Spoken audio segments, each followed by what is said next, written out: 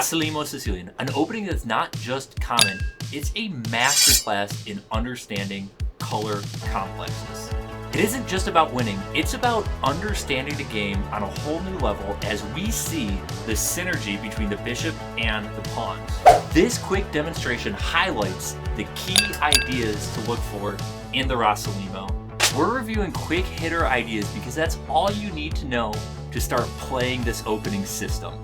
Color complexes, they're difficult to understand. The Rossolimo manufactures them in an easy and approachable way.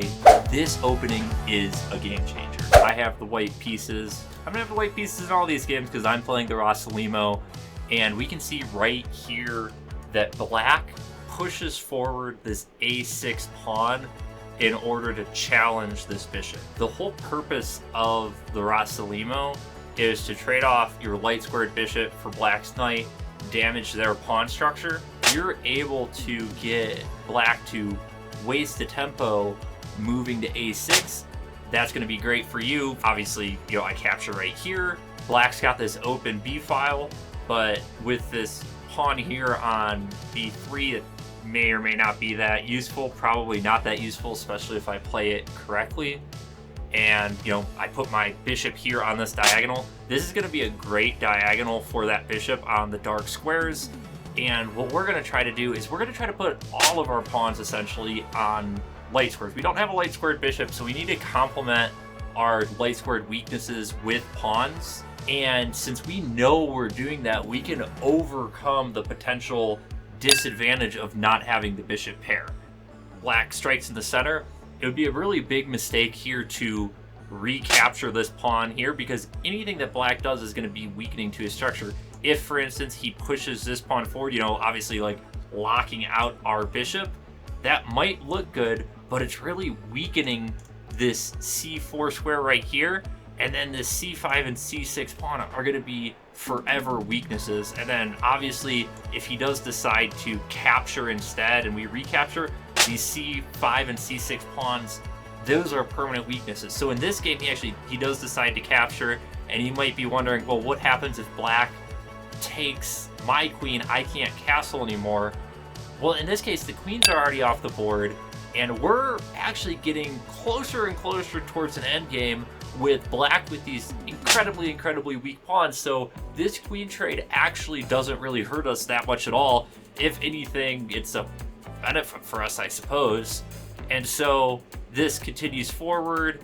I'm developing my knight here. A lot of times this knight's going to end up here on c4 because nothing can really kick it out.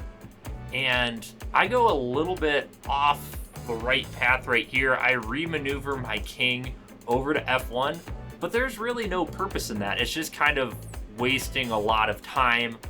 Instead of that, I really need to be working on, getting my rooks into the game, deciding which of these pawns I'm going to push forward, capturing space here over on the king's side, and really starting to push my advantage. My advantage right here is black's pawns are super weak. His bishops are locked in by his own pawns, and so me kind of going on this adventure with my kings, not really helping anything. I play the c4 move right here. A lot of times I prefer this a4 move instead because it prevents black from getting ideas of undermining my pawns this way. In this case, at this point in time, I've got to block it that way.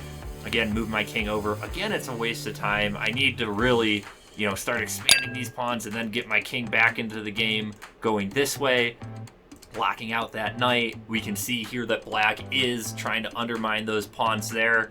And now right here, I have the centralizing knight move. I'm finally attacking these weak pawns.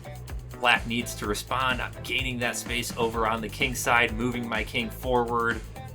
And you can see here, look at these knights. Bringing the knights forward, really in any opening, but especially in the Rossolimo as well, the more in your opponent's camp you can get, the better it's going to be for you. And we can see here that black's just unable to defend this f7 pawn.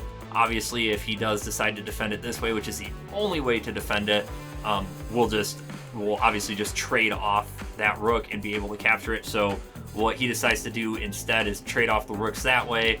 I gain here, pushing forward, and I'm going to start capitalizing. I want to obviously first restrict all of black's play. I don't want to lose that b3 pawn for no reason. We can see that this bishop here on a8 really isn't doing anything. It's just completely locked out of the game, particularly with both these pawns locked right there. Captures, captures, captures, and I'm just collecting at this point. This game is over. Captures that for free, and right here black resigns. The game could continue here where white just completely locks the bishop 100% out of the game and then goes and captures the bishop from there. I hope you could see here in the Rossolimo, it's all about you have a middle game plan and your opponent doesn't necessarily have that entire middle game plan.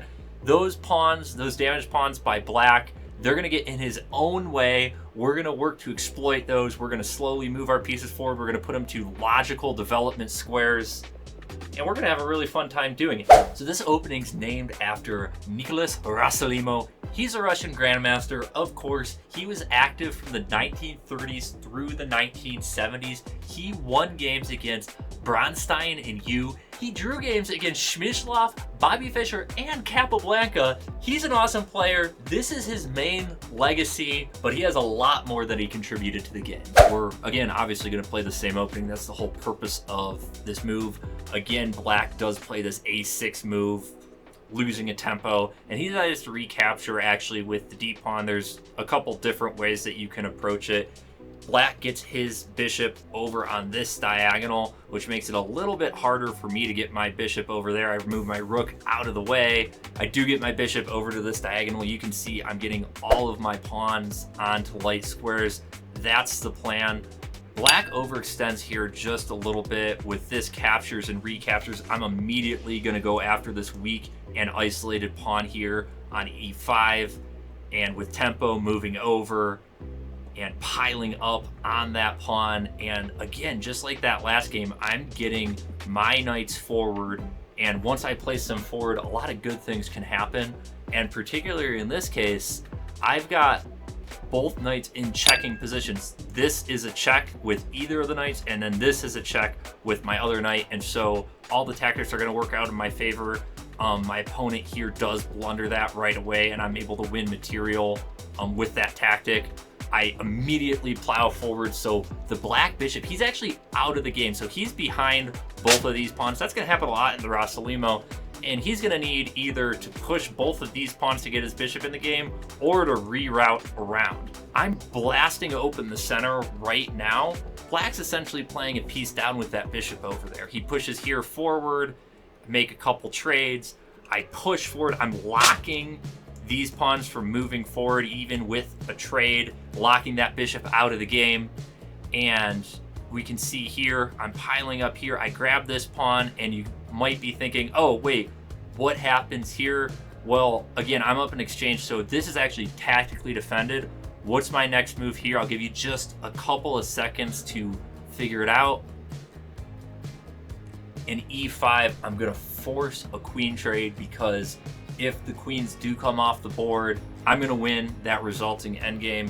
So if we capture here, obviously I've got this passed pawn that black is blockading. I'm going to get all of my pieces on the dark squares, making that light bishop just completely useless. And I can even give up a pawn right here, because the e6, e7, e8, that's going to be unstoppable. Once I am able to get to e7, then this rook's going to f8, trading off that rook and forcing a promotion. Hey, if you're enjoying this so far, please consider subscribing. It'd mean a lot to me. Thanks a lot. Our last game that we're featuring is probably the worst game from a chess perspective, but it's the most entertaining to watch. There's a reason that I've had the clock up in the other games. It didn't really become a huge factor, but it's going to become a factor in this game. And so the game opens with, I know you guessed it, obviously the Rossolimo. We have this same a6 move, me gaining a tempo. Everyone's going to want to do that. They want the bishop to declare what it wants to do.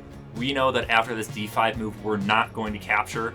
I actually really don't like this knight to c3 move by myself, because we know that we generally are going to want to get to that c4 square, so I really would have preferred knight to d2 here, or maybe castling or something else. But we'll see here that this forces black here, forces white to make a decision with that knight. So I am going to reroute here. I'm likely going to that c4 square. This pawn push, like we mentioned previously, that's going to be a negative here for black, because now he's going to be unable to defend c4. We're going to be able to restrict those pawns, especially after we play b3. If black allows his light squared bishops to be traded off, that's actually going to be a pretty big mistake. Let's say he moves his queen over. What might happen here is after this capture, we can see here that the knight here does plant itself on c4. White decides to blow open the board, and now he's got the open file. He's got the better knight than this knight. His rooks are better being on the open file. This is naturally going to come over here. We could even potentially triple up here in the future. This b3 move is going to happen, making this knight, this rook going down the b file completely impotent. Even though it's, only like plus 0.75 for white, white's the one pushing for the win, and white is going to have a really hard time screwing this one up. So back to the actual game, black didn't want to give up that light square bishop. He retreats. I move my knight forward. So black here is challenging my knight here on c4. I didn't really want to give it up, but the engine's saying, obviously, okay, well, if you go here and this trade does happen, now white, you're able to go down that open b file, and based on your pawns kind of all defending each other, and then this c2 pawn being relatively strong versus compared to, let's just say, these two pawns, they'll become much easier targets than white pawns. White's going to be able to get to that open file a little bit easier, and white's going to have a better game. So this would have been one way to play. Instead of that, what I decide to do is defend, because I don't want to give up and damage my own pawn structure. And black here damages my pawn structure. Again, the computer's saying capturing with the b pawn might be a little bit better, but I had a specific idea in mind. Landing my knight here on d3, landing your knight right in front of this an opponent's pawn makes sense, because your knight does not lose any reach. He's still able to get to all of these squares. Still liking my position right here. I put every single one of my pawns on light squares. That can be a little bit risky, especially because, I'm opening up all these dark squares within my camp, and I'm attacking here this weak pawn. I've got both my minor pieces on it. It's tying down my opponent's queen, and I move my rook here to the center, but there's no open file, so I haven't really traded any pawns, and so now I'm kind of locked down here. Black, he's kind of shuffling his way up. It looks like, okay, cool, so he's gonna maybe be going over here and really starting to attack me. What's my idea in order to get my counterattack? Well, right now you can see I'm just kind of like shelling myself up, because I'm worried about, okay, if I didn't move my king here, then we'll get this, and then that's basically almost checkmate. Not quite. I'm gonna lose this pawn over here. Okay, so anyway, after this king move, black has an opportunity here. He's a little bit worried because right now I'm double attacking this pawn, and he's only single defending it with his bishop. But black has an actual tactic here. I'll give you 1 second to figure that out. If you can see it, it's really, really cool. And it is knight captures on f3. It's killer. I'm in check right now. If you do move your king back here, then this capture forces a recapture, and then this is checkmate. And so you really cannot retreat. You have to capture that knight. If you capture here, let's just say you capture like that, again, that's checkmate. And so there's only one recapture that's allowable that doesn't immediately lose you. You have to give up your queen. And so now black here obviously is pushing for the win. They have a material advantage. Luckily though for white, all of white's pawns are on light squares. This dark squared bishop, it can route its way around here, but I'm not going to say that white has a fortress, but white almost has a fortress, and so it's just going to be really, really difficult, but black's going to be the one prodding, be the one shooting for that win. Black misses that. He does decide to defend that pawn, which gives me an opportunity. I move my way over. I'm trying to defend, and then, as you can see, we're both running a little bit low on the clock. There's no increment, and I decide I need to get some counterplay here. I grab a pawn, and as we go back, I'm defending, and I get a check, and I get another check, forcing a queen trade, and I have this miracle defense where black is under attack here on his rook. That would become a capture with check, and so tactically it's working out for me. I'm able to capture, recapture. We get here to the endgame. I'm now up material, and all of black's pawns are completely trapped. They can't move. I'm double attacking this pawn yet again. That's going to be counting on the Rossolimo. It just worked out for me after getting a little bit lucky here in the middle game. I do capture a pawn. And as we get to the end here, I've got 2 passed pawns. I do give up one of them to simplify. I just place my knight right here in the center, making it easy for myself to keep pushing that g-pawn. I'm eventually going to work my king over here, probably do this, grab these pawns. A lot of pre-moves. Doesn't end up coming to that. I am able to win this game on time. This is one of the best openings to really start experimenting with and understanding color complexes. If you enjoyed this video on the Rossolimo Sicilian, check out my other video here on color complexes where we go all in on one color. It's not bishop light, pawns dark, or vice versa. It's bishop light, pawns light. It's a bold strategy, but it can really pay off, and it's a really fun way to play. Check it out here. Have a great day.